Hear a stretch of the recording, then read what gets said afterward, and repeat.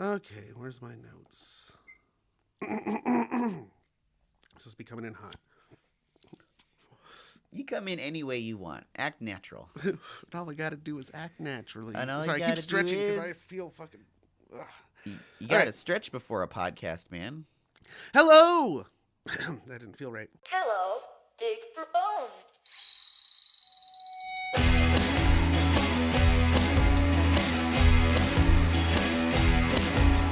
I don't think anyone knows that I'm the one cut off your toes and put them in the drawer with the sock. Hello, and welcome to the Least Haunted Podcast, a place where science, skepticism, humor, and anthropology meet to discuss all things spooky, haunting, supernatural, and sometimes just the plain ridiculous. I'm your host, Cody Franks, and joining me, as almost always, is the person pleasantly promoting positive permissive presences and perhaps playfully prompting passionate paranormal paramours persistent in their persuasive perky platitudes, powerfully poised to protect and project their pride, presenting... Garth. I am totally perfectly poised to project all of my... Well, I try not to have pride, but the kind of pride we're talking about this time is completely different from like the vice, not the vice of pride. What am I saying? The deadly sin of pride. Like, pride cometh before the fall. We're not talking about that kind of pride. We're talking about, it's fucking Pride Month. It's Pride Month. Happy Pride Month, Cody. Happy Pride Month, Garth. It's, before we get into what we're talking about, we're going to be talking about gay ghosts. But before that... Before we talk about pride, we'll talk about another P word, Patreon. Yeah, Patreon. We have a Patreon. So just so everybody knows, we have one. And you can sign up for as little as $1. You'll get all kinds of swag. And for a little more, you'll get bigger perks. And at the top tier, $10 a month, you will have your name in a Garth's Corner song. Yes. In fact, this is the first time in many months I ran out of patrons. Oh. This Garth's Corner song is just going to be... Wow. Well, we're going to find out what it's going to be. All right. Well, yeah, so patreon.com/leasthaunted to get all those perks. Yeah. And help support us. Okay, so today's topic... As you said, gay ghost. Actually, it's paranormal pride is what I'm calling this one. Well, it had to be alliterative somehow. Yeah, because we're going to talk about more than just ghosts. We're talking about the whole paranormal world in general and how it has overlap with the queer community. Queer cryptids. That's not really that's an auditory and we'd way have to alliteration, but but we'd that's also, Q and C. That's not. But really then we'd also have to alliterative. be talking exclusively about cryptids, and we're That's not. true. Yeah, no, we're LGBTQ, and they just have a plus because there's always more words. So, but before I just got to. But before we talk about any of that, I'm sorry. That's all right. I'm always jumping forward in the Yeah. You don't know. Yeah, we You- talk about this every time. Where Cody has a plan. there's a plan, there's a roadmap.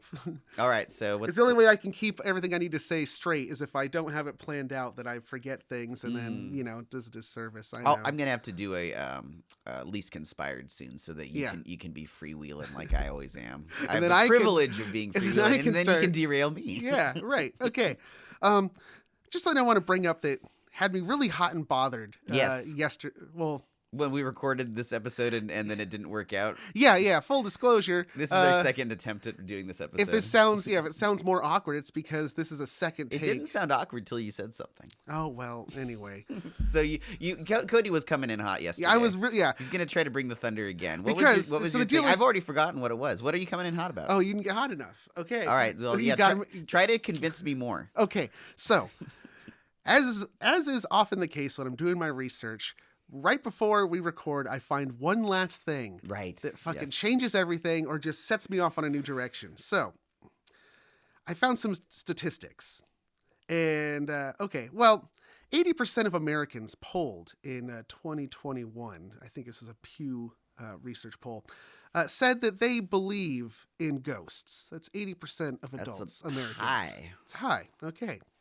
Another poll in 2021 found that 60% of Americans believed that gender was determined at birth and that there's no such thing as trans individuals. Oh. Which means that statistically, more people in America believe in fucking ghosts than believe in trans people.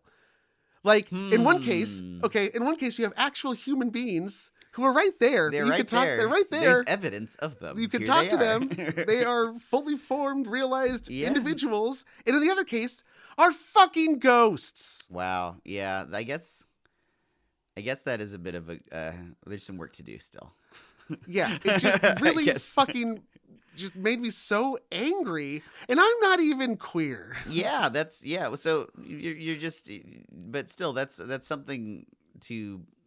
We got to get better about. And I don't know, what were the statistics like 10, 20 years ago?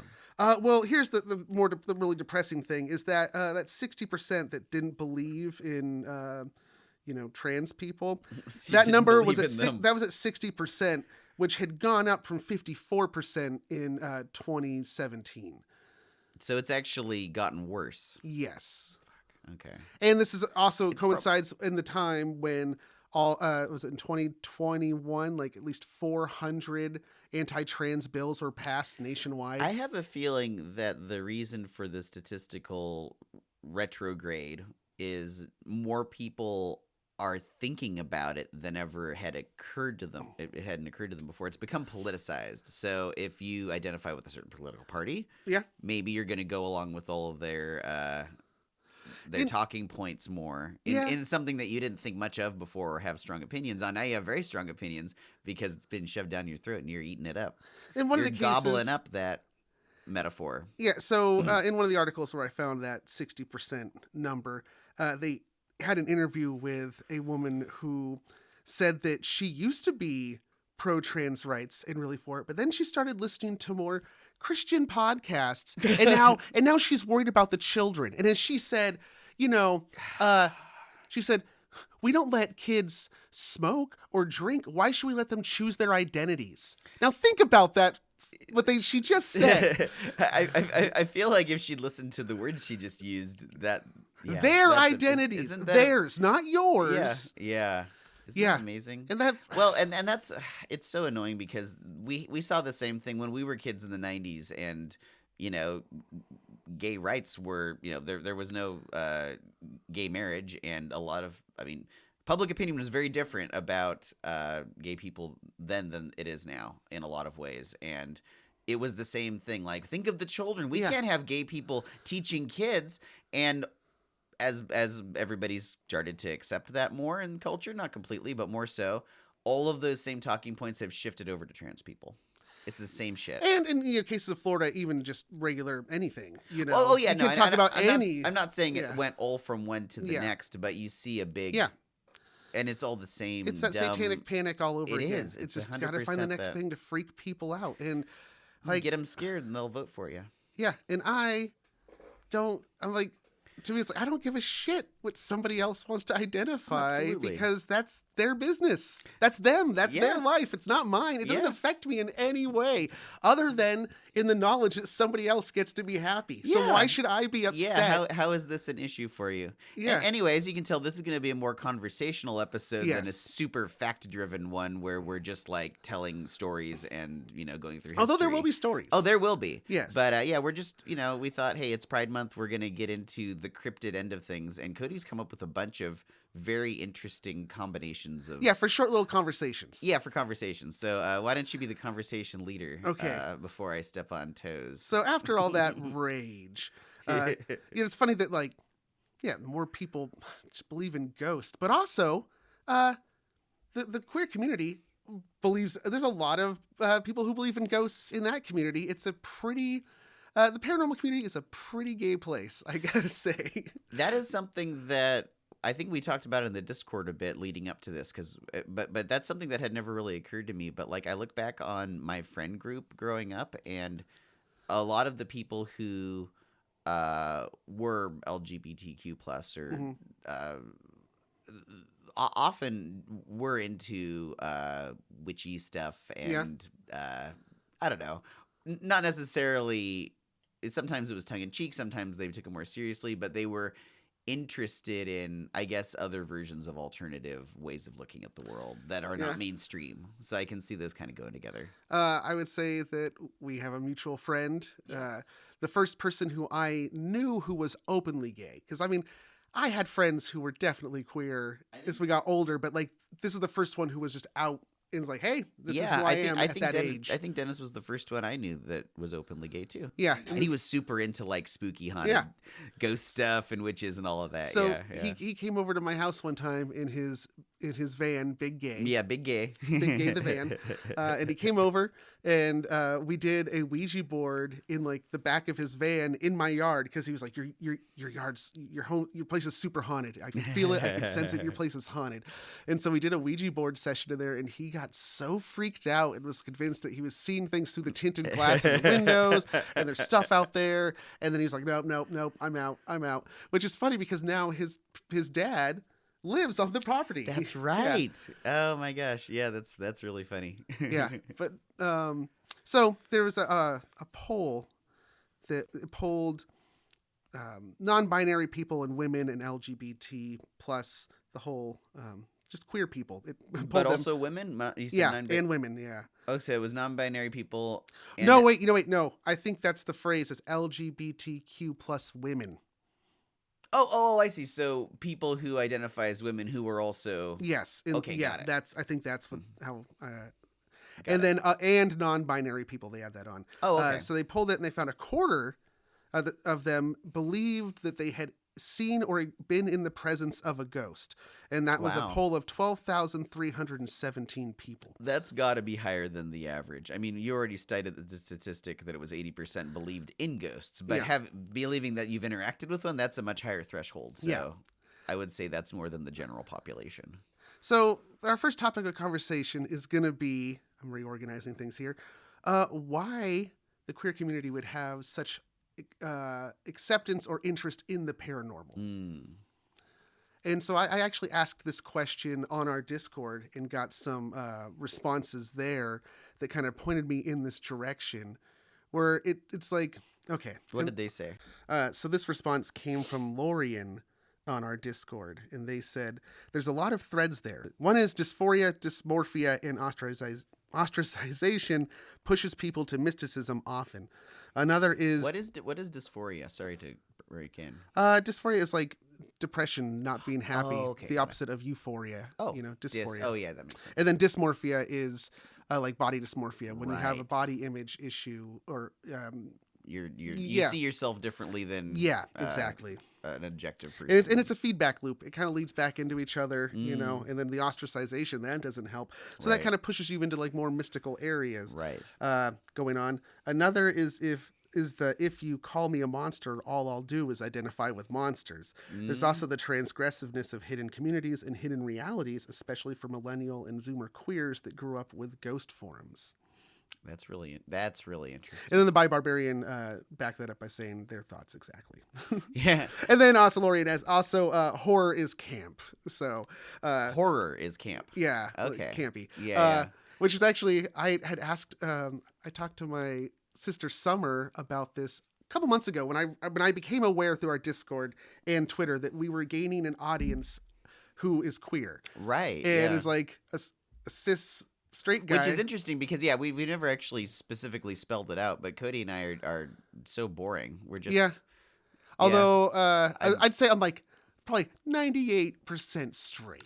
Well, yeah, I mean, I have a theory about human beings, and I think that given no social cues or anything, we would all be much more fluidly, probably, what would be defined as bisexual. But most people just sort of kind of go with one thing. I don't know. It's complicated. Yeah, it's a spectrum. For me, the way I identify is straight, cisgendered. And then pronouns, he, him, but I don't care. You could say they, them. They and them is a perfectly reasonable and respectful way to address somebody until you've been informed of what their chosen pronouns are. It's just a gender-neutral default. I've warmed up to the they, them thing. I didn't used to like it just for the annoying reason everyone says, well, it's plural, that's not singular, they, them, but it's like, well, it is, we don't really have a better term for it in English, and it works because you're not assuming anything about somebody, so that's, I'm cool with it. It's not really plural. It's been used in ways that weren't plural. You've been using it your whole life in ways that aren't plural, as well as a pronoun.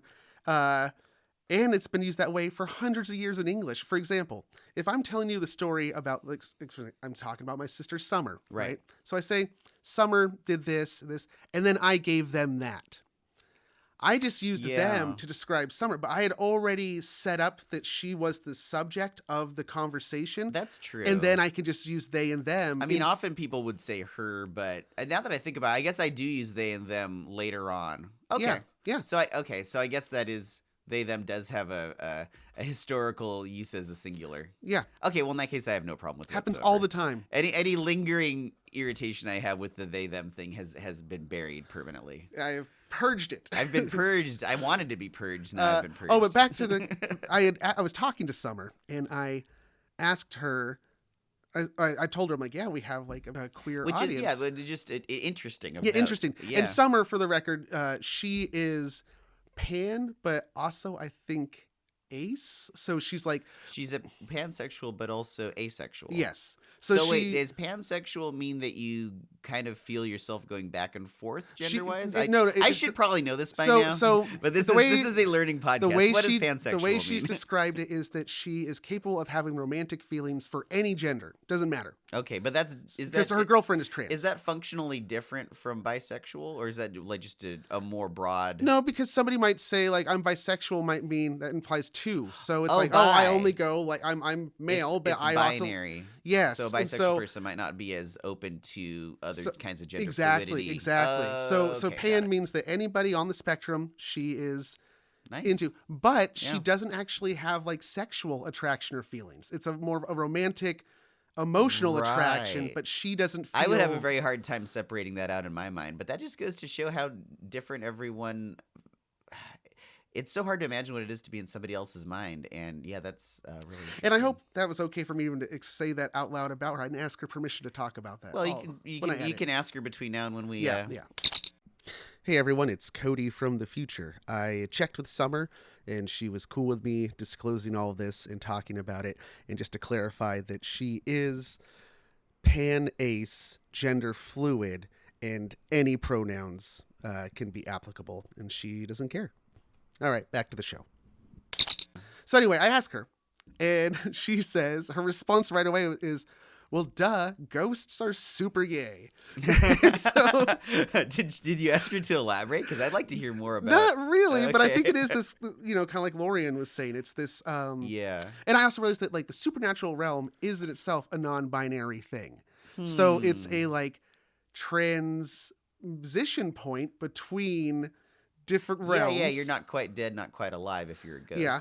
It's where the reality is transversible, translucent, a bunch of trans stuff going on here. So it's just this fluid thing. So of course it just makes sense that is... Yeah, that's really interesting. And then within the community, if you're open to the idea of ghosts and supernatural, provided it's not religious based, you seem to be accepting and open to the idea that like, if we don't understand, what happens after death or what's even possible, then why should I be all caught up on somebody's gender or sexuality? Yeah. You don't want to assume too much about the world in any case. Yeah. Whether it be one or the other. Yeah, I can see those two going together. Mm-hmm. Open-mindedness is really what it comes down to. Yeah. So that is reflected in supernatural media as well. So there's always been queer representation in horror and supernatural media in some way. They usually call it queer coding, not coding as in like candy coated shell. No, it's coding as in like to hide a hidden code. Yeah, it's a code. Yeah. So not everyone's privy to it, but there's like subtext. Yes. Yeah. For example, Nosferatu. The silent film Nosferatu. Oh, yeah, the vampire. The director and writer of that wanted to do his own version of Dracula, and he couldn't get the rights of it. So it is just a rip-off of Dracula. But... Do you have to get the rights to Dracula? Was that not in the public domain? Bram Stoker was still alive. Oh, God, Nosferatu was that long ago. Yeah. Huh? Yeah, wow, that movie's like over 100 years old, That is one of the first silent... That's so funny to imagine not being able to get the rights to Dracula. But yeah, I guess once upon a time. Yeah. So he made his own... It was German silent film. Yeah. But he himself was homosexual, and so he like approached it as like an allegory for being homosexual. Oh. Yeah, so vampires vampires have always been the sexiest of cryptids. They are traditionally. Yeah, they're more in touch with their own sexuality and are more fluid in that way. And they're just and so vampires very sexy, sometimes very gay. Yeah, yeah. I mean, go watch Interview with a Vampire. Tell me those two are I was about vampires. to bring up Interview with the Vampire because I was just thinking, and it's not like explicitly stated, and it's probably just the old-fashionedness of the fact they wear ruffles and stuff, but they're gay. They're very, yeah. Yeah. No, the homoeroticism. That's the word I was looking for. Yeah, the homoeroticism of Interview with the Vampire. And Rice in general. Only matched by Fight Club. Also with Brad Pitt. Yeah. Also, speaking of gay vampires, What We Do in the Shadows is about to start its 5th season. If anybody hasn't watched it, oh God, it's so good. I've only seen a little bit of it, but I should watch it. I'm rewatching it. It's so good. Yeah. The original one with Jermaine was good too. Yeah, and they have cameos in the thing. I'm sure, yeah. But so vampires, very gay, very sexy. I love this episode. We're just gonna go down the list of cryptids and how gay and sexy they are. All right, what's next? Well, werewolves. Okay. Oh yeah. So werewolves. In doing the research for this, I read somebody's dissertation, which is something that happens quite often. I end up reading these very interesting dissertations. You're just such an academic. I find it when I do Garth's Corner, I do Wikipedia, and then I'll do a few more things just so I didn't just do Wikipedia. But you're reading dissertations. Well, the things, it's funny that these are like online. You know, some of them, I think people post them themselves. But anyway, this one is Becoming the Monster, Queer Monstrosity and the Reclamation of the Werewolf in /fandom by Jacqueline Elliott, University of Florida.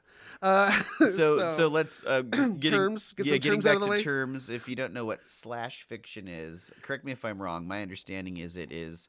So there's fan fiction, which is people taking known stories, Harry Potter, Star Wars, whatever. Harry Potter's going to be part of this conversation. Oh yeah, I'm sure. But yeah, and /fiction would be specifically stories about characters having romantic dalliances with one another and that are gay, I think. Yeah, usually it's same usually sex. Gay. Yeah, it's usually same sex. Okay, so gay or lesbian. So yeah, same sex. Okay. So /fiction. Yes, so /fiction. So that was the context of what this article is. It's talking about the queer identity of monsters, in this case werewolves specifically, and how the fandoms have used like /fiction to kind of take these things back from their creators. So the first example we'll jump in is actually I'm getting ahead of myself. Werewolves, gay. Super gay as well. Well, okay. Because there's you a have full moon involved, but that could be. It's the transitional thing. It's the anything that is it's supernatural monsters that are transformative. They're not permanently monsters. They're not permanently people. Yeah, they have two spirits, as one might say. Right. And so they can transition from one form to the other. So that has this fluidity and like clockwork every full moon. So they've long been used as a metaphor for homosexuality, right? In media, I mentioned the queer coding of monsters. Part of that was out of necessity. Queer coding of monsters in film, I should say. Part of that was out of necessity, starting in 1938 through I think 1968. The code, the Hollywood, the Hollywood moral code. Yeah, they had a set of rules of things that could not be represented or talked about in a movie in order for it to get released in Hollywood.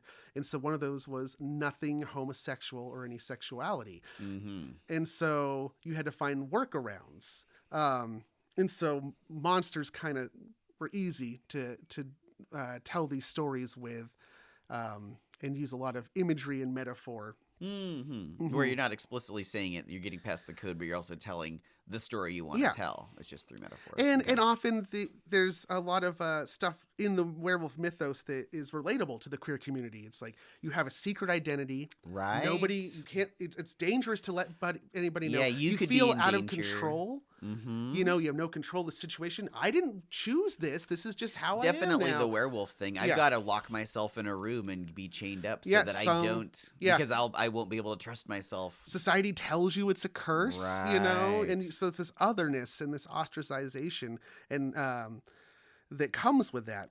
And so that makes it very, alluring and easy for people who are queer pick out. Yeah. No, they're going to understand the subtext because they can relate. The subtext, and the subtext is there, as we're going to find out, intentionally, but not always for the most pure reasons or the best reasons. So first, let's talk about Harry Potter. Harry Potter. Harry Potter. Which, on its surface, and the werewolf metaphor. Harry Potter, the story of a young boy literally raised in a closet until he reaches puberty, in which case he finds out there's a magical world of other people like him. Yeah. Oh, yeah. Yeah. Well, very gay. Very, very gay and very, in a broader sense, for any kid who feels like they don't fit in or, don't know who they are or feel like, where are my people? I'm all alone out here. But yeah, no, that's the same reason the Wizard of Oz appealed to an older generation. And it's funny people. that because Harry Potter has incredibly broad appeal, and so that means everyone feels like that a little bit. But I'm sure, especially you know why? Queer because kids. Because I don't think it is just necessarily a queer experience. I think that's a human experience. Well, that's what I'm saying. Like everyone feels like they're the outcast, which is ironic because if everyone feels like that, then if we all just realize that, of everyone being.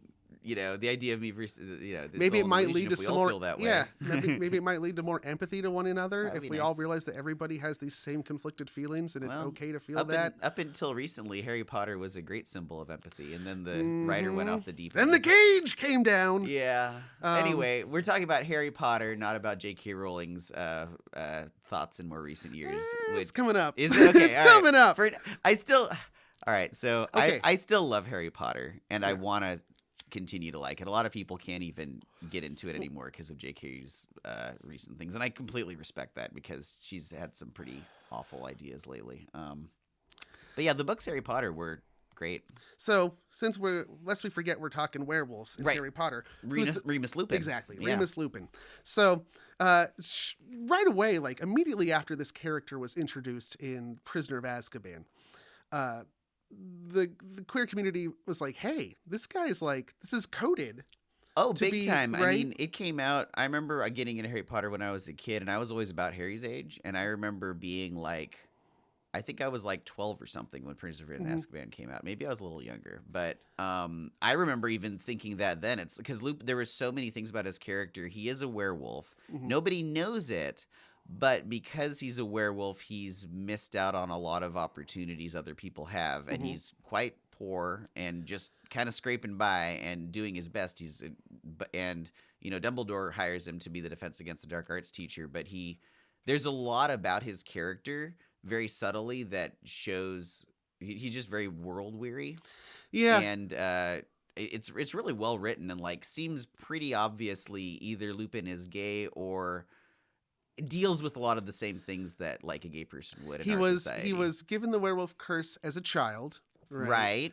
And so around the time of puberty, and so this coming of age. Yeah.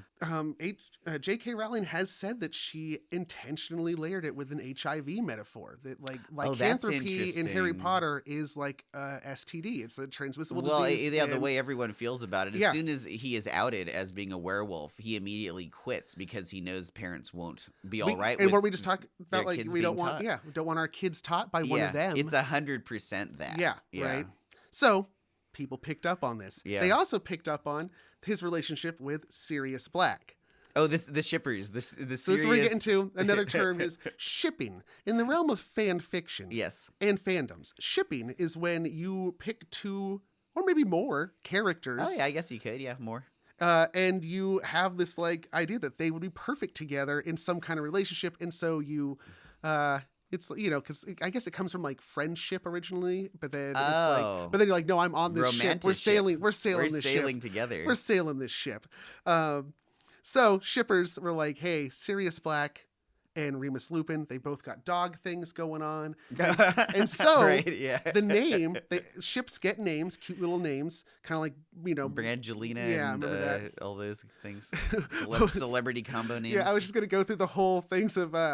was it Ben? I don't Benifer? know. There was Benifer, right? And then that ended, and then there was Benifer, right? And then that ended, and then I think he was... I can't remember what that one after that was, but now it's Benifer again. He's back with... And it's two different gens. It's not Jenna N? Well, because it was Ben Affleck and then like Jennifer... Jennifer Lopez, right? Oh, okay. And so it was Bennifer. And then they broke up. And then he ended up with Jennifer. Wait, so it was still Bennifer? They didn't change it up? Well, he was with another Jennifer. He traded one Jennifer for another Jennifer. But they didn't change up the combo name at all? No, I don't think so. Well, that's confusing. Yeah, and then, well, it's getting more confusing. He breaks up with that Jennifer, and then he has another relationship, and now he's back with the first Jennifer again. It's Bennifer Prime. Anyway. Okay, so we have the serious Lupin shippers. Yes, So that would be Sloopin? They call it Wolf Star. Oh, that's cute. Because one's a wolf, and then Sirius being the dog star, which again, Brightest, his Animagus is a star, dog. Brightest star in the sky. His animal, other than the sun, of course. His Animagus form is a dog. Right. And his name was Sirius. Yeah, I know. It's a little...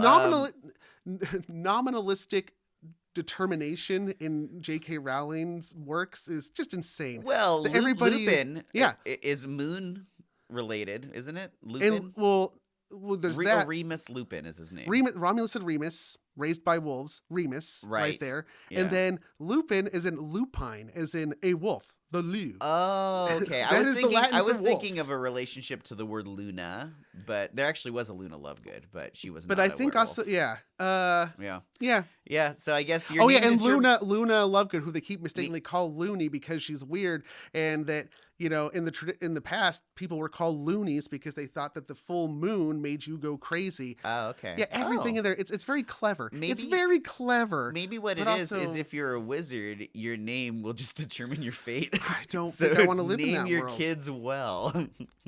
So, so the thing is that the fans start shipping Wolfstar. Okay. J.K. Rowling somehow becomes aware of this at some point because it's an active fan It was base. a thing, yeah. Yeah, right. So she's aware it's happening and then decides, no, Lupin is definitely straight.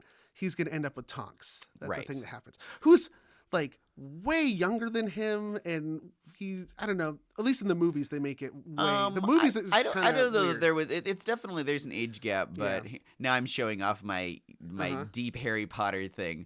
But Lupin and Harry's dad were not all that much older. They were like 20 when they were like 20 when Harry was born. So there's a 20-year age difference there. Tonks is already either in her late teens, early 20s when she first meets Harry. I think I would say early 20s. So, and that Harry would have been like, let's say, 12, and she was 22. So that would mean that Tonks would be like 10 years younger than Lupin. So there's an age gap, but he's not robbing the cradle, as they say, or whatever. Anyway, any of that. Well, okay, I would say it is J.K. Rowling's prerogative to decide that. Just because people want one thing doesn't mean that she has to do fan service. If she didn't think of Lupin as being a seriously in love with Sirius, then yeah, I would prefer an artist to do what they wanted, not to serve fans. Well, but then she keeps like dropping more things about Lupin's backstory that keeps reaffirming this like gay reading of it. Okay. So in 2011 on Pottermore, she gave like a full biography of him. Yeah. And in that she says that his father was always a staunch anti-werewolf, like wizard politician who wrote anti-werewolf legislation. Okay, and so it adds this whole thing of like, oh, dad, it's like a parent who is anti-homosexuality having a gay son. Yeah, that's what she's going for. So it's what she's going for. So it's like, okay, you can't just keep taking their experience and putting it on there to build your character's backstory if you're not gonna. This is the thing about allegory. Yeah. It was always going to be, it's like this in the wizard world, because I don't know that homosexuality is even addressed all that much, but it clearly isn't really a big deal. Well, Dumbledore was gay, but she didn't say that until after everything was done. She said that in retrospect. It's retrospect. like, then why didn't you have the fucking gumption to put it in there in the first place? There's a little bit of subtext with Dumbledore and Grindelwald when they were young. His brother fucked a goat.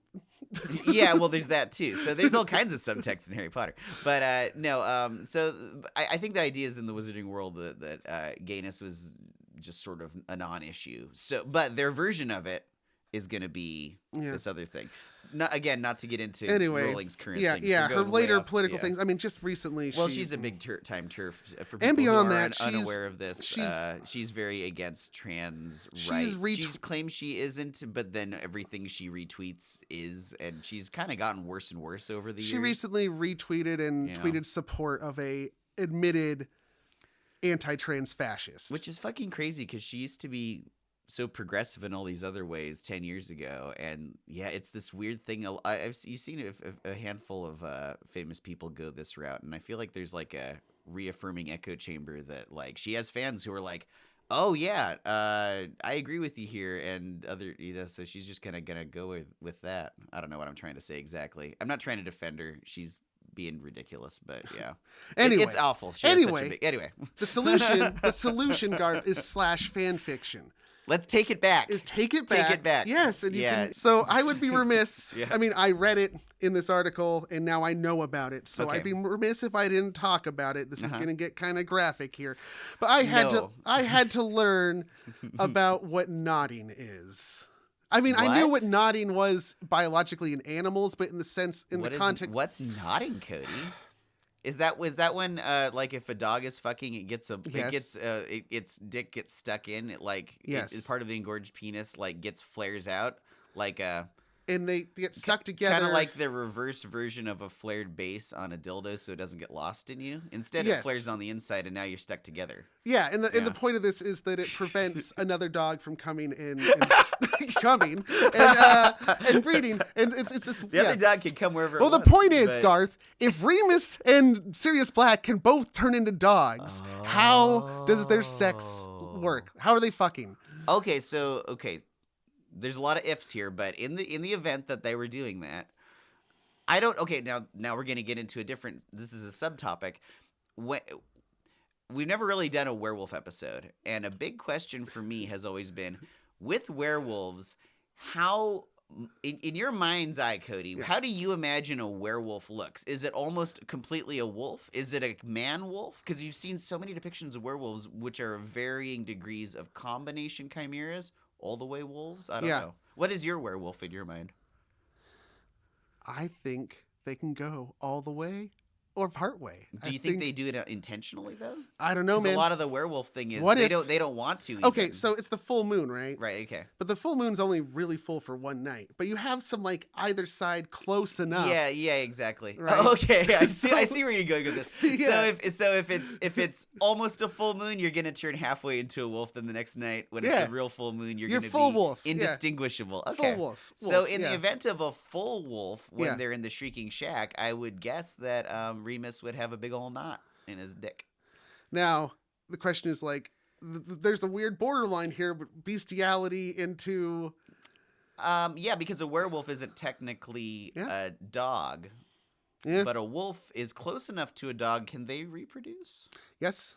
Okay. But I think it's you end up with you end up with a mule situation, I think. Oh, interesting. There's coyote dogs, but they can't reproduce. Well, I mean, I don't know that it would technically be bestiality if both were in animal the form. Same form. Okay. But I mean, if they're getting it on and they're teenagers, they're doing it more than once a month. Yeah. So yeah, and the I think that would have to be the implication. Can do what it will, Yeah, but werewolves can't. So anyway, you can imagine all kinds of scenarios. Also, in this fandom, there's also this idea that something about werewolf biology means that one of them can get pregnant. So you get that too. Wait a minute, but does that mean does a werewolf turn into a female wolf in that version? I don't know. Anyway, moving on. Oh, don't you want to dwell here for a while? This is really interesting. This is only the first half of this article. Okay, go ahead. I have to, because now I know about another We fandom. need a 3-hour episode here. Okay. Because now I know about another fandom and another cute name, but this also builds up on this idea of people queer coding characters or putting quote unquote representation in without going all the way for their own advantage. So it's okay. First, 1985, there's a movie called Teen Wolf. Teen Wolf. With Michael J. Fox. Oh yeah, yeah. He's like playing basketball and turns into a wolf. Yeah, and he rides on the top of a van. In that case, they present werewolf or lycanthropy as a inherited genetic trait. So like every male in this family line, when they hit a certain age, they become a werewolf. Right? And his dad didn't tell him until he became a teen. Yeah. Wolf. Not to spoil it, but that's the whole thing. Is he's like turned into a wolf in the bathroom, and they do this whole joke about is he jerking off in there because the dad's knocking on the door. He's like, just a minute, right? Now the dad's got to know what's going on. And then he opens the door, and his dad's a werewolf, and he's like, his dad's also a werewolf. Yeah, he's like, we got to talk, right? I think I've seen that in a lot of things since then. South Park did a parody of that when Kyle becomes Jersey. Anyway, in the movie. You got the character Scott. He is Michael J. Fox. He's the titular teen wolf, and then he has his best friend Styles. This is a conversation that happens in the movie when Michael J. Fox is trying to tell his buddy that he's a werewolf. Okay. Now, they use a slur here, so... You can just bleep it. Scott. Styles, I gotta tell you, it's kind of hard, but... Styles says, look, are you gonna tell me you're because if you're gonna tell me that you're I don't think I can handle it. I'm not a I'm a werewolf. Now, pretty on the nose there. Yeah, right. I can see what they're going for. Yeah, right. Okay, yeah. Now, this actually was turned on its head about like 12, 13 years later on the show Buffy the Vampire Slayer. There's a scene where two characters are having this like werewolf outing conversation where they think somebody's a werewolf and they're trying to tell them they know they're a werewolf. But actually what happens is the person is actually gay but closeted, and then because they confront them, they then like come out like, no, I'm actually gay. And they're like, actually, it feels really good to say that. I'm out, So that's not what we were going for. But it was definitely that's really funny. Yeah. It was definitely a reference to that scenario. There's a good little example there of dumb script writing versus really clever script writing. So then 2011, MTV decides we're going to take this 1985 movie Teen Wolf and we're going to make it into a sexy teen drama. So they redid Teen. They did it's it a as TV a series. It's a series on MTV. You still have that character Styles, who's the main character's best friend, and then there's this other werewolf. I'm guessing they updated the script a little bit. Yeah, and there's this werewolf named Derek. Now, people immediately start shipping Styles and Derek in a cute little couple called Steric. And I guess it's because they would have scenes together and they'd have dialogue, and also there was like a lot of homoerotic gaze in the show of like ripped dudes with their shirts off standing over each other breathing So this heavily. is even more clear than the Harry Potter thing. Yes. Yeah. Okay. And the creators of the show are active online in these communities, and they're interacting with the fandom, so they become aware that this is a thing and like address it pretty much directly to the point where they start now sticking Steric together in scenes, in plot lines. So this is truly the audience affecting the way the show goes. And they are getting teased that like, no, don't worry. Yeah, we hear you. We see you. This is going to be a thing. To the point where when the show was nominated for some Teen Choice Award for like best show, they did like an advertising campaign to get people to vote for them by having those two actors appear shirtless together in a pool and playing in a pool. Like, hey, vote for us, right? You love us, don't you? If you vote for us, we'll kiss. Yeah, to the point where people in the fandom had said like, there were quotes along the lines of, this was the first time I had ever felt that like my intuition or feelings were going to be justified. This was around so this was 2014 or 2011, 2012. This was sort of the beginning of more mainstream media really depicting homosexuality and other things. So yeah, it's going with the wave of that. Yeah. Okay. So this is a phenomenon that is known as queer baiting. Baiting. Where you will queer code characters in situations because you know there is a fandom that is into that. Right. And you give them hope that like, no, we're going to do this, but then you never deliver. And in some cases, you go the complete opposite direction. You're example blue balling like, all of these guys. And ladies. Actually, and everybody. Yeah, everybody. You're blue balling your fans. What do you do it? Why would they do that? I mean, if you're gonna imply something, because there's still this taboo of having the actually doing it is one thing. They're having their cake and eating it too. They're getting all the people who would want to see it and then just not. Oh, that's terrible. And in the case of Teen Wolf, it seemed that like the show's creator themselves ended up like going a complete backlash against the homosexual undertones and ideas to the point where like, no, now like the other one is in a heterosexual relationship. It is now removed from the equation. And in fact, these characters don't even appear to interact anymore. Right. That's awful. So again, enter in the /fan fiction where you're like, no, fuck it, Steric's a thing. Well, and especially that because there was never even they were teasing everybody. Yeah, they also once made a social media threat where there actually was an openly gay character named Danny who was like the only the only like identifiable queer character on the show, and they were like, if you don't vote for us for this thing, we're gonna kill Danny, our only gay character. And so they started a hashtag that was Kill Danny. And it's like, this is the show creators. Yes. The and one so it's gay like, character, how fucking tone deaf can you be? There's like, no, we're going to threaten the life of our only gay character because, queer community doesn't have enough death threats in the real world. They're blackmailing their fans. Yeah, fuck that. So what I came away from this whole article, I think we need a new Teen Wolf is what I'm coming. That's my take. Well, how I summed it up. And you can go look on our Discord because I summed it up, I think, with Dumbledore throwing his hands out and then just saying, "Welp." Yeah, I've always liked the idea of fan fiction just because it is fans of a thing taking it and making it their own. And it's like, you can have somebody who writes a brilliant thing like Harry Potter and then ends up going this whole other direction. And it's like, hey, you know what?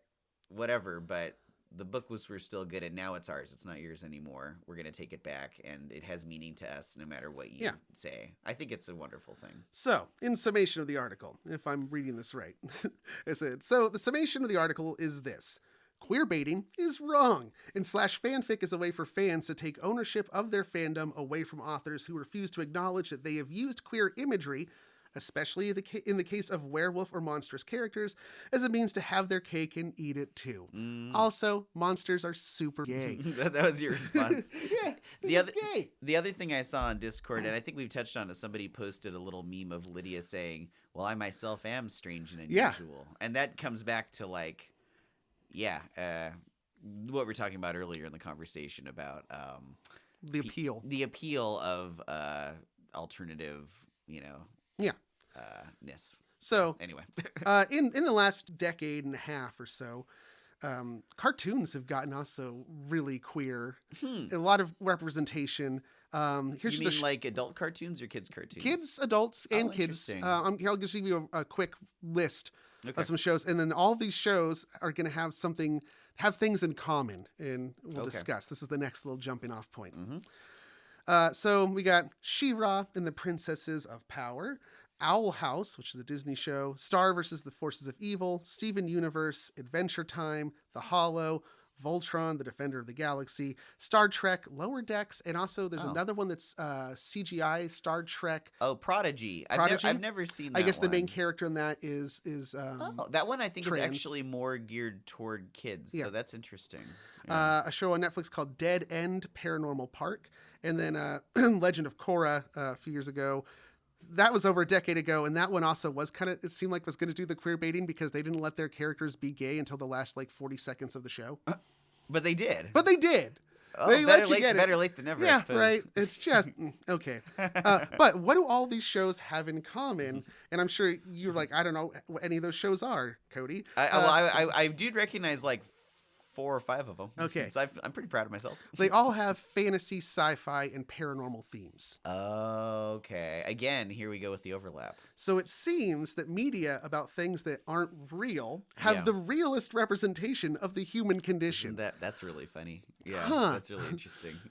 Right? I mean, in truth, most kids shows probably could fall into that genre because it's more imaginative. But that being said, that is really ironic. And also, most of those shows, or a lot of them, have queer creators.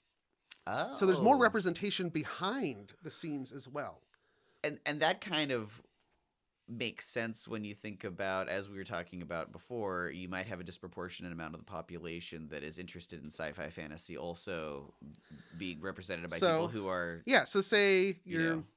And they're the trans artist, and you're really into this fandom already, and you know a lot about it. Yeah, stories that you're going to write that are going to tell your story. Why wouldn't they be set in that? Yeah. It's a much more accepting, as we said, a much more accepting space. It would make sense that those genres are the cutting edge.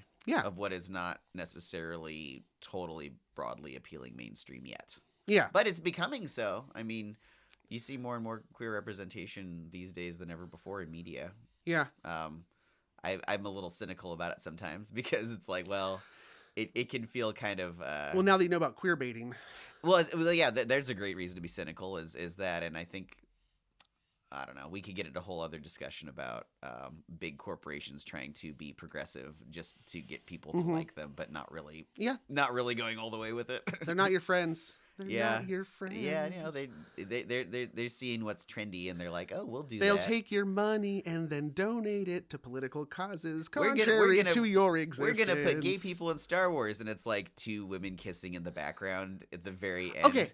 That barely happened. Disney. Fucking Disney. Disney's a good example recently of oh, look at us, we're so progressive, and like, bare minimum. We're going to put stuff in that can easily cut out when we ship it to China, you know. I'm sorry this episode's going to be probably really long, but, you know, also, hey, it's Pride. This is a conversation episode, yeah. We're going to give you a whole bunch of gay content. Yeah. So, recently, I finally watched... As much gay content as 2 straight guys can get. Right, yeah. Recently, I watched the Willow series on Disney+, which is already canceled, so don't waste your time because they ended on a cliffhanger because they really thought they were going somewhere. Okay. And then, so 2 of the main characters end up being queer. Oh, okay. Right. And there's a bunch of representation, and it seemed like... Aren't they all puppets? No, you're thinking of the Dark Crystal. Oh, I don't know the difference. This is Willow. This is the one Willow off. It's not Labyrinth. No. Okay. No. I know that much. This one, no Muppets in this one. Oh, okay. So anyway, it's a high fantasy story. Okay. Good versus evil. You know, you have the chosen one who's destined to save everything. Oh, okay. Blah, blah, blah, blah, blah. And 2 of the main characters end up being gay. Yeah. Lesbians. But there's one point in one of the episodes where they introduce 2 characters who are like the most lesbian lumberjanes. They check all the boxes. They are wearing full-on denim outfits. They have like... Is it totally anachronistic to the rest of the story? It is, yeah. They're wearing like plaid shoes. Yeah. So the character's like running away and then runs into these like 2 lady lumberjacks. Uh-huh.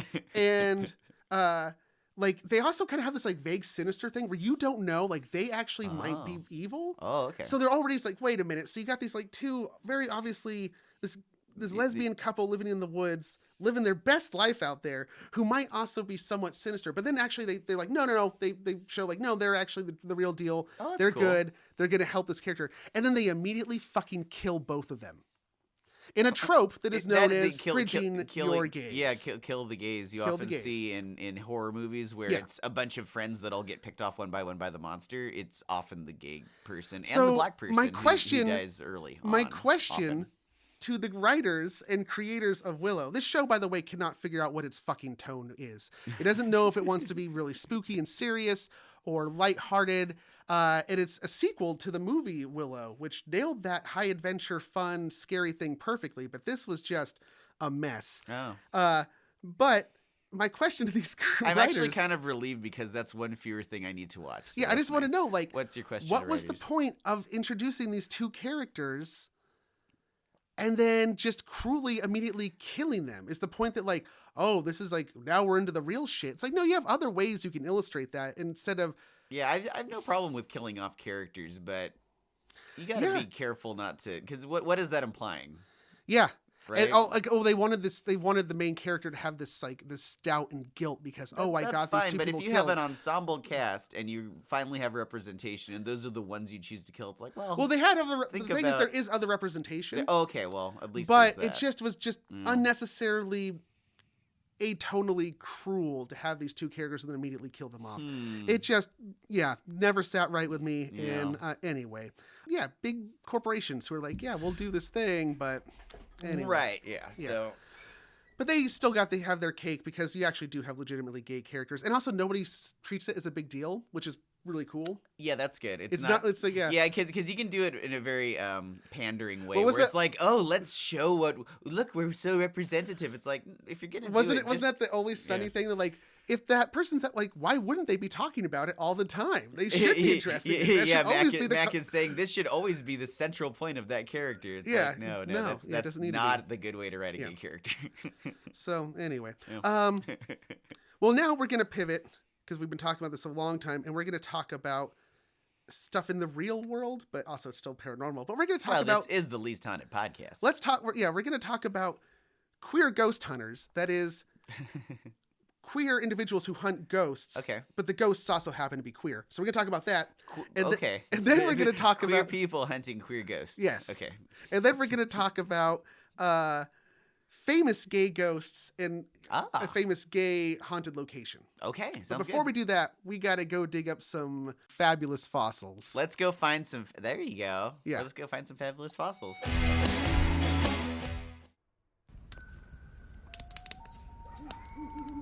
Do you like scary stories? I sure do.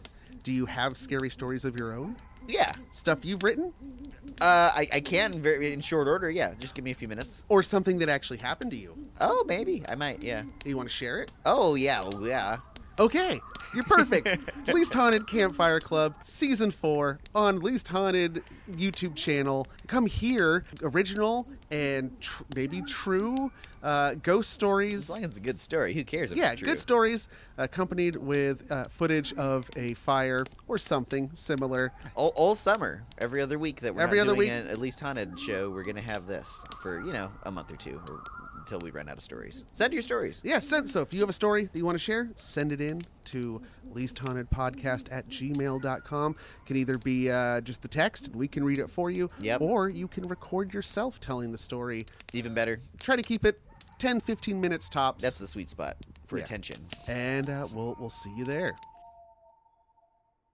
Did you grow up with a lack of parental supervision? Do you know all the lyrics to The Fresh Prince of Bel-Air? Remember Mayor McCheese and the Fry Guys? Have an inexplicable love for the California Raisins? Can you remember Madonna's original phase? Then you might be a part of the Doom generation. Laugh until you cry with us each week as we stumble blindly through the memories of the movies and other random things that doomed us to be the salty, sarcastic, sardonic ladies you want to hang with. You know us, you love us, you can't f***ing live without us. Doom Generation, available everywhere you find podcasts. Oh, and we're back. Those were some fabulous fossils, weren't they? Oh, indeed they were. Such fabulous fossils. Oh, yes. Okay. Queer ghost hunters. Just jumping right back in. Okay, so are we talking about one of the characters in Ghostbusters? No. So there was a YouTube show that got a lot of press in about pre-pandemic. I looked at their channel, and it's like they haven't posted anything in about 4 years, so I'm assuming they're defunct. But it was just called, I think, Queer Ghost Hunters. And all right. They're from Ohio, and they were a group of queer individuals who were into paranormal, and so they just combined the two things. But then they made it more about, let's go to places where we know there were queer individuals in the past and try to contact their ghosts to get queer ghosts. Oh, okay.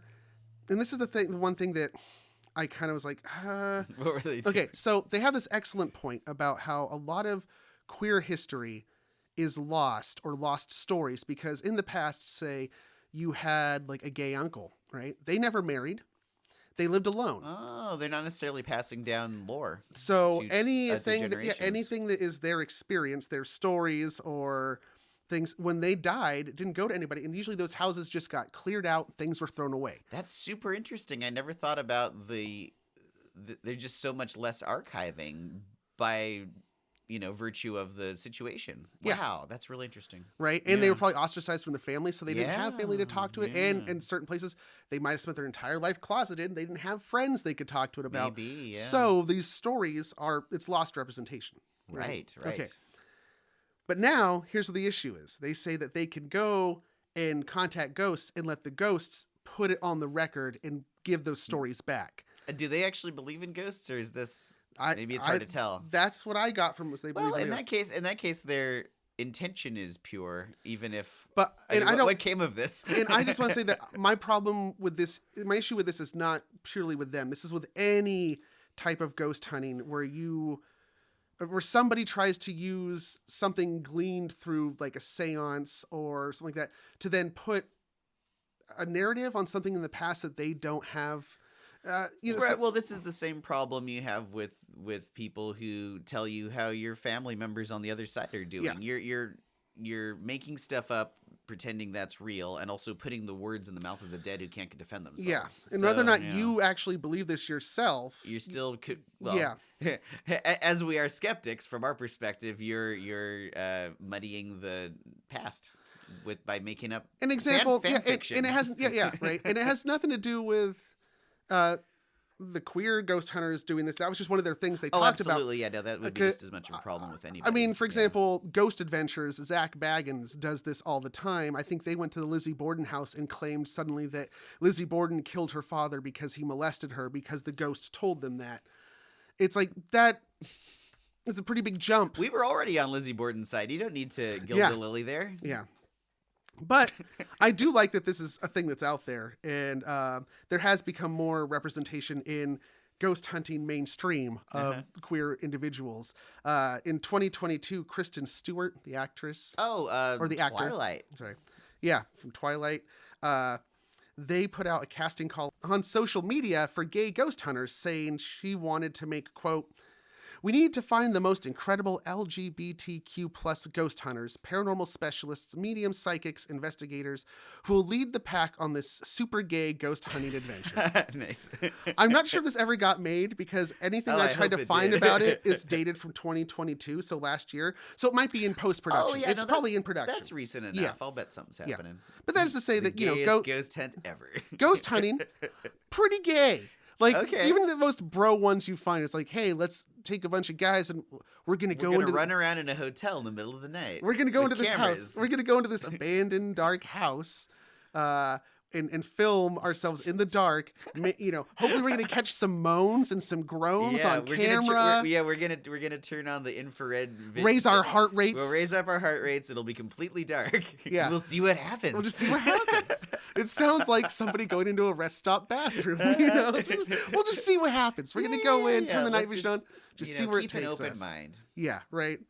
Anyway, moving on. Because we're getting low on time, we're going to now go to the famous ghosts. Famous ghosts. Famous gay ghosts. Famous gay ghosts. This is a mini story time. Story time, mini story time. Doodly doo. So the ladies of, and I hope I'm saying this right because it's Welsh, Llangollen or Yank. Yeah. If you don't know how to pronounce something in a foreign language, just do it with a thick accent and you'll never fail, Cody. You'll never fail in offending people. Yeah. If you just do an accent. The ladies of Llangollen. Llangollen. Yeah.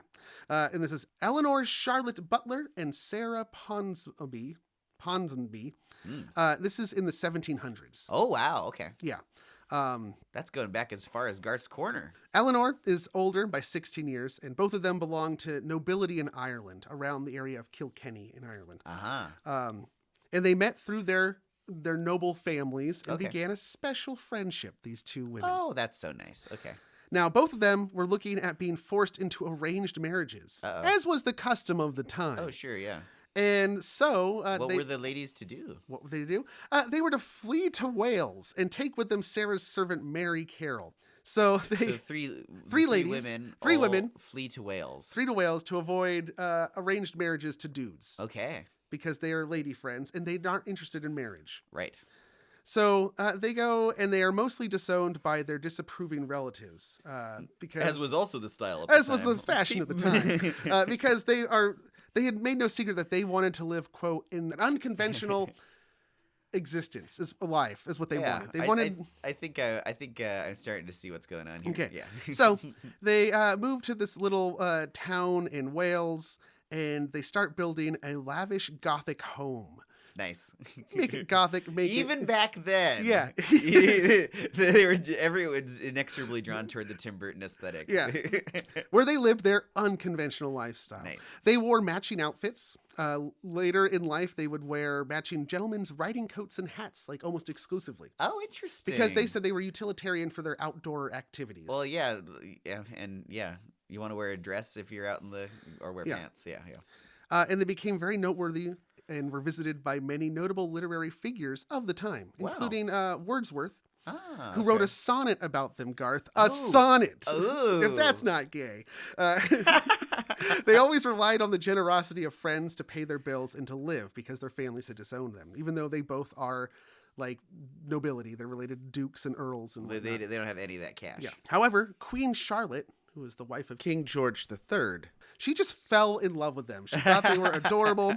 She visited their home and was like, they're great. And so she arranged for them to receive a state pension. So now they are like wards of the state. They get money given to them to live off of and continue their lifestyle. And once the fucking queen says that you're queens, then everyone in the family kind of comes around. Of course. Because now it's trendy. Yeah. Oh, yeah. No, the nobility will set to whatever's cool. Whatever the queen, the queen's into it, then we have to be into it.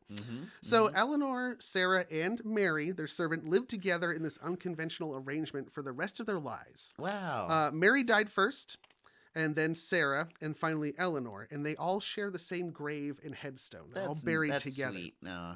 But were they gay? Is the question. Oh, you don't want to assume too much because we're talking about 300 years ago, so understandings of definitions shift over time. Seems so pretty queer-coded, though. It sure does, yeah. I never want to make assumptions about anybody, but it sure sounds like they were. Okay, well, this is a debate that continues to go on whether or not they were in fact lesbians. In their lifetime, a magazine reported them to be lesbians. This is in 1791. When the first English people went to the island of Lesbos. Yeah. I mean, yeah. Well, that'll come up. That actually is going to factor in. That's not how that happened. I know. I know, but there is a connection there. Oh, okay. Yeah, there's a reason why we call it lesbians. I've always wondered about this. Okay, so 1791, this magazine says they're lesbians. This reportedly upset them so much that they threatened to sue the publication for libel. Yeah. So if they're willing to go to court over it, then they must not have. Because, I mean, why would they care? They our families disowned us anyway. It still could be dangerous for the greater population around to think that of them. Well, also, in the thousands of pieces of correspondence, diaries, and documented communications between Sarah and Eleanor, and there are thousands of them, there's nothing that ever verges on the sexual or romantic. It doesn't rule it out. They might just not have written about it. So this has led some to theorize that they had a non-sexual romantic friendship or relationship. So they still could be queer. They're just not lesbians. That's kind of what I was thinking. Like, there's a million ways people can have a relationship. They could just be ace. So, absolutely. Yeah. However, they did keep naming all of their dogs Sappho. Now, Sappho. There's lesbian activities, the sexy lady things, are sometimes called sapphic, right? Okay. Sappho of Lesbos was a female poet on the island of Lesbos in ancient Greece who wrote about romantic things between women. Hence the name a lesbian and sapphic. Oh. So they are naming their dog Sappho. That right there makes me pretty sure they're lesbians. It's kind of like, anyway, their home. Wait, they named every dog with the same name? Successive dog that they had. One would die, they get another one. Sapphic the Fourth? Come Sappho. here. Anyway, their home in Plas Newydwyn in Wales, which is a museum these days, is said to be haunted by both Sarah and Eleanor. And I'm just going to assume Mary's there, I was going to say, yeah. Why not? I mean, they all live there. Their figures have been seen walking around the halls, as well as light anomalies, sounds, and, classic Gothic ghost things for classic Gothic ghosts in a classic Gothic house. I like the idea that all of the Sappho dogs are there, too. There's like 10 of them. Just a fucking pack of wild gay dogs. I just want to briefly touch on another notable gay figure connected to ghost stories, although I could not find any example of them personally haunting anything. And that's Oscar Wilde. Oh, yeah. He was gay, right? Yes. Yeah. Went to prison for it. He was the one who said the love that dare not speak its name. Wasn't that Oscar Wilde? Yeah. And they wanted him to know what that meant in court when he was on trial. I was obviously saying it carefully, so I'm not going to elaborate. The first story that he ever published was The Canterville Ghost, which is an amusing ghost story, which I am going to do for the first Campfire Club next week. Nice. So we'll read the Canterville so you're going to Ghost. read an Oscar Wilde story. Yeah, Oscar nice. Wilde, yeah. And there's a thing that, he went to prison over a relationship he had with the son of the Marquis de Queensberry, as in Queensberry rules, boxing, Queensberry. Right, yes. Okay. Which is going to come up later, maybe. Anyway, I always say that. Okay. Put a note in that. Okay. But now, gay location. Café Lafitte in Exile in New Orleans. It's in the French Quarter, and it is claimed to be one of the oldest continuously operating gay bar in the United States. Whoa. It started operating just after Prohibition in 1933, and from the get-go was super gay. Wow. Now, they say continuously operating, although they changed locations at one point because eventually the owner... It's called Café Lafitte because its original location was in the former blacksmith shop of the famous French New Orleans pirate Lafitte. Oh. There's a drunk history about. Go watch. Oh, okay. And so that's why it was Café Lafitte in But Exile. they've changed locations. They changed location because their landlord wasn't cool with them being gay. So okay. Well, as long as they kept the operation open, yeah, that still counts, I think. But also, unless they closed down also for in a year or something. 1933, a gay bar opened in Oakland, California called the White Horse Inn, which also claims to be the longest operating gay bar. I think I've heard of that one. Have you ever been to a gay bar? I don't think I have. I have.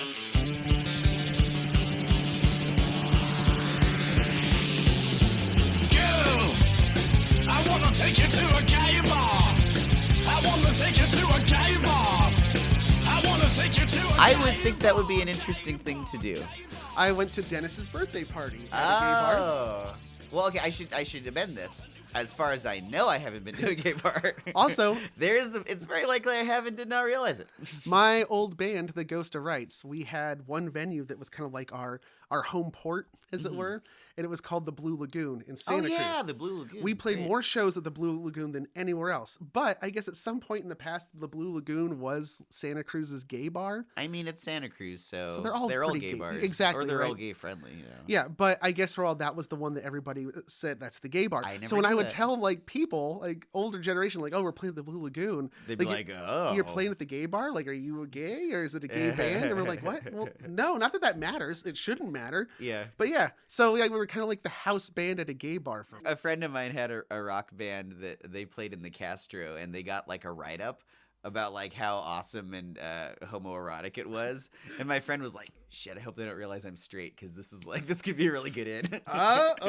Queer baiting. Well, no, he meant it in good taste. Yeah. That he would have put his money where his mouth is if he had to. So this Hey, phrasing! Phrasing. We can cut all phrasing. that. No, that is staying in. This is a Pride episode. That's staying in. I phrased that on purpose. Okay, so Café Lafitte, oldest gay bar. Of course, it's got to be haunted because that's even better, right? A haunted gay bar. That's great. So who haunts it? Truman Capote and Tennessee Williams. Nice. Both was super Tennessee gay. Williams? Oh yeah. Oh, I didn't know that. Truman Capote. You're gonna meet a character in Venture Brothers, Colonel Gentleman. Somewhat Who's also Tennessee Williams? somewhat inspired by Tennessee Williams a little bit. Interesting. So the guy that wrote The Streetcar Named Desire was gay. Oh yeah. Interesting. The Glass Menagerie. Oh yeah. Okay. Oh, I didn't know that. Yeah. Yeah. And then of course Truman Capote. Right. And yeah. so their spirits have been seen imbibing spirits, taking in the other spirits Nice. at the gay bar at their favorite stools. Is that the one in New Orleans or the one in Oakland? New Orleans. Okay. Yeah. I don't know how haunted the White Horse Inn in Oakland is. Oh, okay. I'm just going to say probably. Yeah. Why not? And actually, that takes me to the end of everything that I've got. Okay. It sounds So like I don't we're have about any to... more thoughts or round into Garth's corner. I think we're gonna have to just round into a Garth's corner. I've been just saying my thoughts the whole time, but this has been a fun one. We haven't done a super conversational episode in a while. I think we touched on a lot in a short period of time. So hopefully we covered everything and we're thoughtful about everything. Yeah, I never know what I'm talking. It's like, we are really not the best people to represent this. But maybe next year when it's Pride Month, we'll have a guest on who actually is LGBTQ. Hey, I've got to find out if these queer ghost hunters are still a thing and reach out to them. Yeah, absolutely. If they weren't offended by me saying that I disagree with part of their methodology. Well, that's we could talk about incidental to that's nothing to do with. Yeah, and also anything, if we misspoke or misrepresented anything, and we can be educated, reach out to us and let us know, absolutely. please. Like, yeah, for sure. And I know for me, I barely can keep up with nomenclature, and I am often corrected by friends saying, no, that's not really the way to phrase it anymore. I'm like, oh, I didn't know. I don't want to offend anybody, but so please let us know. Yeah, I said on our Discord that our community just keeps getting weirder and weirder, and I am so here for it. Yeah. I guess we're about to start a monster sex book club is being organized by our listeners, so get on the Discord and join the Monster Sex Book Club. Monster Sex Book Club, everybody. Read about erotic fiction about monsters. All right. But anyway, Garth's Corner. All right, so for this Garth's Corner, I've actually already done the song for once, and I'm going to give it to you here. Oh, so people we have can hear your my clean audio reaction. Okay, all right. And I think I have the volume already. Oh, Garth, this is just share. What, is there a reason it's just share?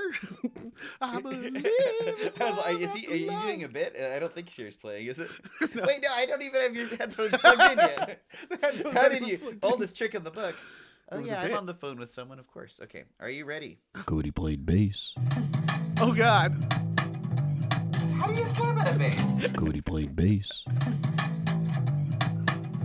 How do you slam at a bass? I started with half a tap. How do you slam at a bass? Then parodied boat of car.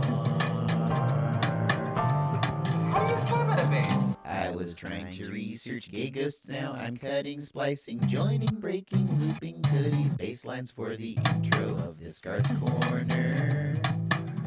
Nice. Yeah, that sounds fucking great. Cody played bass. This is what happens when we run out of Monster Squadron patrons on Garth's Corner. On Garth's Corner. This is Garth's Corner. Is this the first time you've ever played the bass? Short answer is no, never played.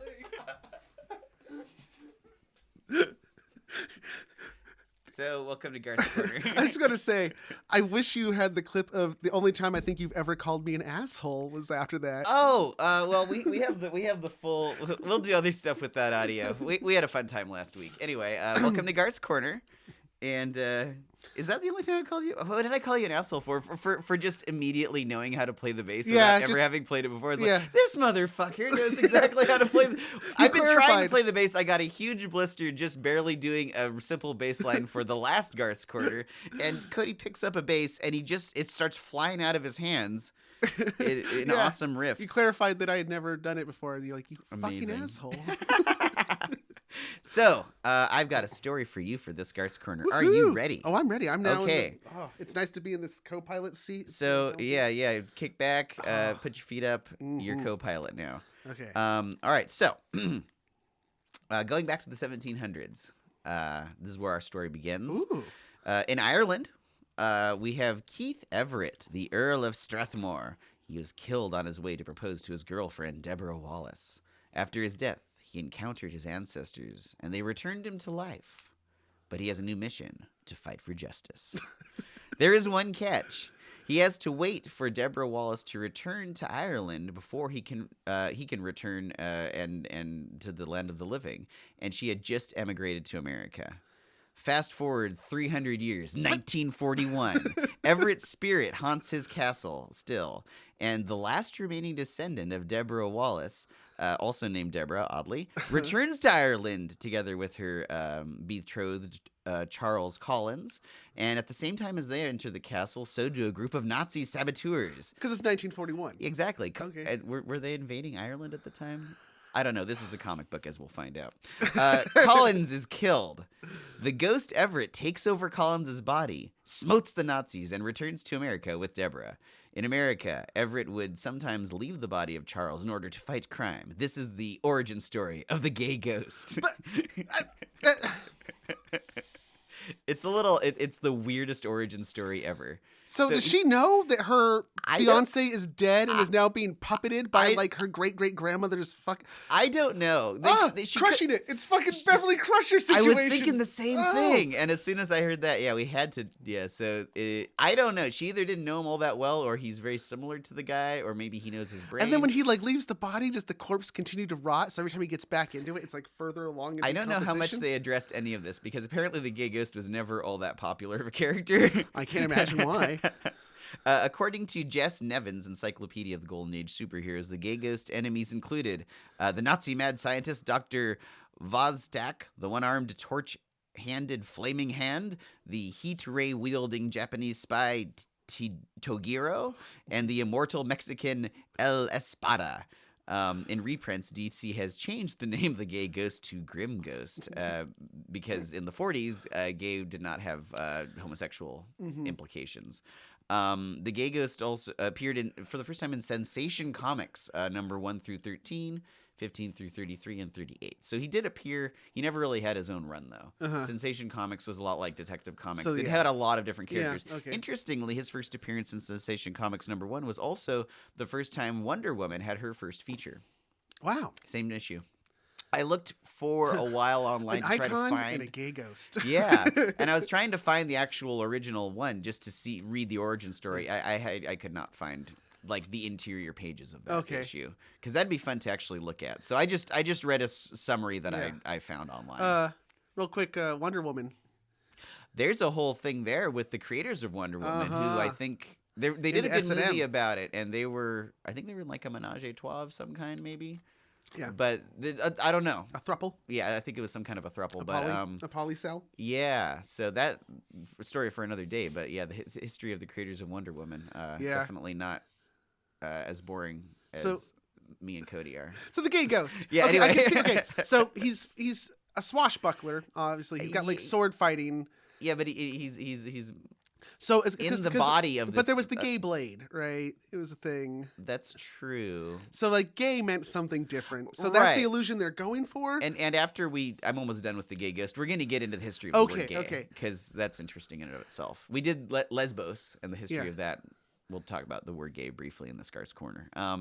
The last time we saw the gay ghost was Grant Morrison brought him back in the 90s. He had the idea of there being a limbo where all the DC characters who are no longer active get sent to this dimension called Limbo. And he comes back in Animal Man number 25. He visits Limbo and encounters a bunch of old Golden Age and Silver Age characters. The gay ghost is among them, and he says that he doesn't want to be brought back because the colloquial meaning of the word gay has changed, and he is, in fact, not a homosexual. So and change your fucking name, dude. They did. Yeah, I know. They changed it to the Grim Ghost. In fact, they retconned it. I'd rather not exist than have people think I'm gay. That's what I was thinking. What the fuck? Dude, you could just come back and explain. I am from another time. I also... and also, I have a wife anyway. Anyway... anyway, the word gay. The word gay. So, the word started to acquire associations. So, the word traditionally is meant like happy, fancy-free, footloose, and fancy-free. Although, like in the 50s and 60s, it started to get this other meaning of homosexual. But even before then, it was sometimes used to indicate other things. So, the word acquired associations with immorality as early as the 14th century. It was definitely had that by the 17th century. It acquired a specific meaning of being addicted to pleasures and dissipations, an extension of the idea of carefree. Like, oh, you're also like uninhibited by moral constraints. So if you were like a junkie, you do know people. You might say exactly, or a gay woman might be a prostitute, a gay man might be a womanizer, a gay house might be a word for a brothel. Okay. Interesting. So similar but different. We can see that, the euphemism is starting to take root. Yeah, but so it's in a roundabout way, which is interesting. Yeah. I never knew about that. Because it becomes similarly a gay cat was a young male who apprenticed an older hobo or unhoused person, we would say these days, commonly exchanging sex and other services for protection and tutelage. So a gay cat, interesting. We're talking about like over 100 years ago. In the 60s, there was the more widespread use of gay going from carefree to homosexual. There's a few instances here. There's a British comedy drama called Lights Up in the Sky, 1960, directed by Lewis Gilbert, about a Army searchlight squadron drill during in World War II. There's a scene where a character played by Benny Hill proposes an after-dinner toast. He says, "I'd like to propose," to which a fellow person interjects, "To who?" And the Benny Hill character responds, "Not to you for a start. You ain't my type." And then he adds, "Oh, I don't know. You're rather gay on the quiet." So that's an instance of gay meaning homosexual. Benny Hill, by the way, I grew up watching that because my grandma was like, she loved Benny Hill, and so she had these cassettes. We'd watch it, and I went back and watched it. I'm like, yeah, it is very problematic. I haven't seen Benny Hill since I was a kid, but very I remember sexist humor. It was super funny. But the one thing that it was in the Monty Python. But genre. the thing is that there's always a comeuppance for him. Like he's always gets. It's like the slapstick thing where like, bad things happen to him after he does something. So it's like, we'll see, he gets some kind of comeuppance. Good cartoon. Anyway. And not all of his bits were based on sexist stuff. Oh, that's good. There's some I just remember cops chasing people with billy clubs around circles in trees, and it sped was a up sketch to the comedy music. show. Yeah. It was a sketch comedy variety show, and at the end, characters from every sketch in that episode would get pulled. So it was like, it would break the fourth wall. And they'd all be running away from the cops in a field. They'd be all chasing him, basically. Yeah. Okay, so now we get to an interesting switch, because in the 60s it was used both in the old version of, a carefree person, or it's so gay, like fun. Mm-hmm. And then, so in 1967, there was a headline review of the Beatles' Sgt. Pepper, and the Times stated, "The Beatles revive hopes of progress in pop music with their gay new LP." Obviously, in that sense, they're using the traditional word. In the same year, the Kinks had the album David Watts come out. Wish I could be, or the song David Watts. I wish I could be like David Watts. Fa fa fa fa fa fa fa fa. Oh, okay. Yeah. Oh, you know the Kinks? I do. Oh, yeah. Don't you know that song? That one is escaping me. Wish I could be like. It was from Kinda Kinks or something else by the Kinks, I think. Like one of the earlier ones. It was an earlier one.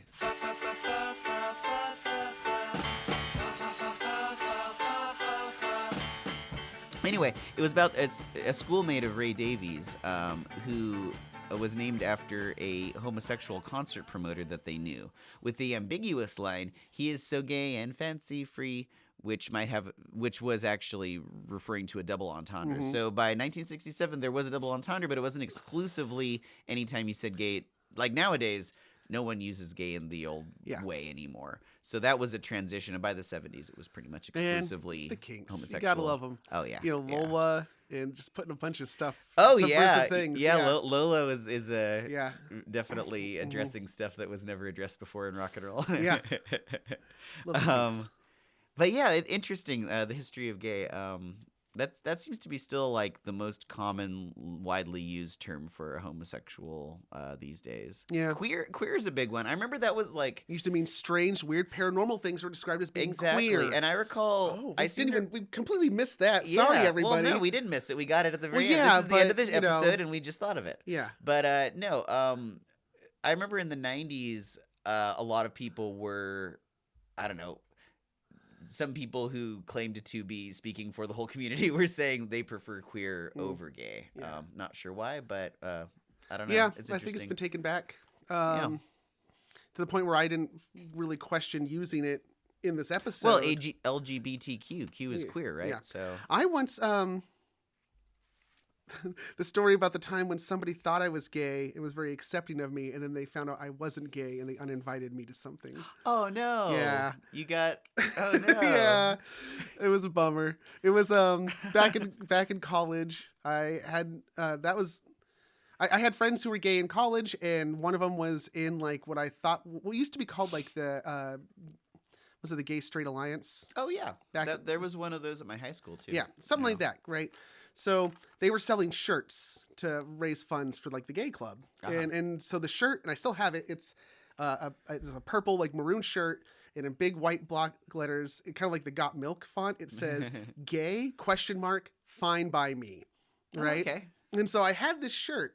And bi wasn't a pun either. They totally missed out. They could have doubled it. Yeah, but they didn't. Yeah. So yeah. B-I. Yeah, right. Yeah. So I actually just liked the shirt because I was like, hey, no, that is totally my message. I don't care. I'm accepting. If you're gay, whatever. And then and I liked the color. I really like the color purple. Oh yeah. So I wore the shirt all the time, and somebody in another social setting saw me wearing the shirt. This is actually after I did the week-long vow of silence. So I couldn't talk to these people for a week, but they would see each other.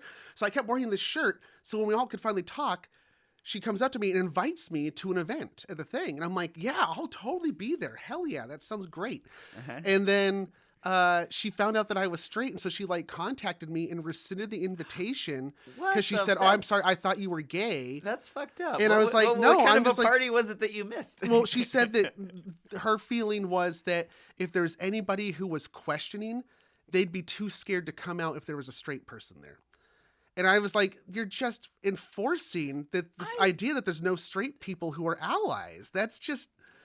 Yeah, it never sat well with me. That seems like a leap, doesn't it? Yeah, I mean, it really felt like just some gate keeping. People can feel uncomfortable for a lot of reasons, so you never know. I mean, I guess that could happen, but that almost sounds like an excuse to me. Or maybe, yeah. Yeah, I don't know. mean, she might have met the best, but that seems just a little bit off. It seems like somebody who so wants to do like the right thing that they actually like loop back around. It's like, no, you missed the point. And he lost the script. And I mean, that was back when we were in college. That was 2010, quite a long time ago at this point. So maybe that kind of thing wouldn't happen these days. So you always made me feel bad. You felt like an outcast. I did. You felt a little bit queer. Yeah, just unusual. Little weird. I said I was going to bring up the Count of Monte Cristo? No, Marquis Queensberry again. Real quick. I forgot. Yeah. One gay ghost who is not canonically gay, but I think this ghost is pretty gay. Is the Funky Phantom? Oh yeah, you sent me the. We'll play a little bit of the end of the intro to the Funky Phantom. The Funky Phantom. It's a Funky Phantom. The spirit of 1776 even, at your service. We found a friend in Funky Phantom. He's well, he has little ruffles on his sleeves. Yeah, and he's a Revolutionary War ghost. Oh, okay. So he's from the Revolutionary War, and he has a ghost cat. So he's a single foppish gentleman with a cat. Yes. That's already hitting some stereotypes. Yep. Who lives alone in an abandoned mansion until 3 kids who are doing a Scooby-Doo encounter him, and now he cruises around with them in their Beetleborgs, but no Beetleborgs. He cruises around with them in their dune buggy because Hanna-Barbera already had a dune buggy drawn up. I see. And they got to save some money. So they cruise around in this dune buggy and like solve mysteries and crimes. Yeah, and I'm just gonna say that he is a very gay. Flamboyant ghost. Yes, and he talks like this even. I was so gay and I couldn't tell anyone about it even. And so the point is that they did on Adult Swim the Mike Tyson Mysteries, which is is a parody of all the old Hanna-Barbera cartoons that thing, like it was that celebrity style. Going around solving a mystery. And so they have a ghost who goes around with them, and the ghost is the Marquis of Queensberry's son, or he's the Marquis of Queensberry, who would have been the person who was in the gay relationship with Oscar Wilde. Oh, okay. So there's that. That's how this all ties together. I think I follow this. Okay, yes. Got it. And then also the gray ghost might have also been, or the gay ghost might have also been somehow inspired by the Canterville Ghost by Oscar Wilde. Oh, interesting. Well, that you tied up a bunch of ends I didn't even know were loose there. Now that's how you end a into podcast. A fabulous bow. That's a fabulous bow on the end of that's a great knot on the end of the episode. No, we'll stick with you bow. Better not bring that up again. Better not bring that up again. So we'd like to thank our monster patrons, and by we I mean Cody would, because he has the list. Monsters. Not that he doesn't need the list. He knows it off the top of his head. Travis Alexander, the Bi Barbarian, Rachel Krieger, Tom Dahl, Justin Duckham, Kelly Flynn, Gunnar Franks, Carla Harrington, Lord Havelock, New Jared, Brian Lamb, TJ Levenhagen, Alicia Overton, Jordan Ramey, and Blue Roan. Nice. I wasn't counting on my fingers to double check, but I think you got everybody. I'm going to have to turn it into a song, and then that'll help me remember it. Yeah, I can do I know every preposition. About, above, across, after, against, along, amid, among, around, at, before, behind, below, beneath, beside, besides, between, beyond, but, by, concerning, down, during, except for, from, in, and to, like, of, off, on, over, past, since, through, throughout, to, toward, underneath, until, unto, up, upon, with, within, without, regarding, atop, inside, near, onto, outside, out. These are the prepositions I finally figured out.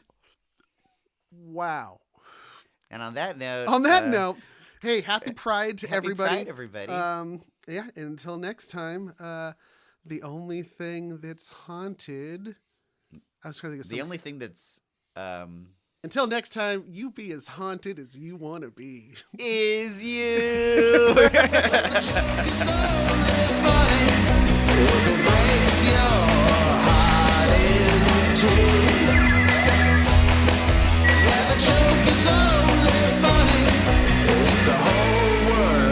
Laughing at you.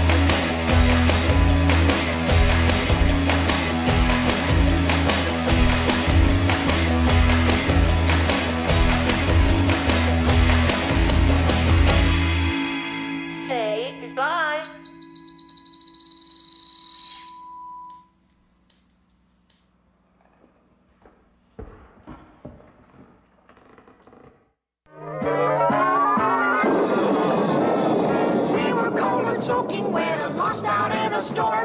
We went inside a spooky house, hoping to get more. A dusty clock said 6:30. We knew that it was wrong. When we set the hands to 12, the clock began to bomb.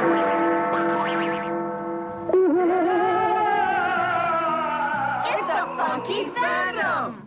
The spirit of 1776 even, at your service. We found a friend in funky phantom. He'll pop right in just when you need him most. And Boo will too, and you can't do without him. The cat and the funky phantom ghost. It's funky phantom time.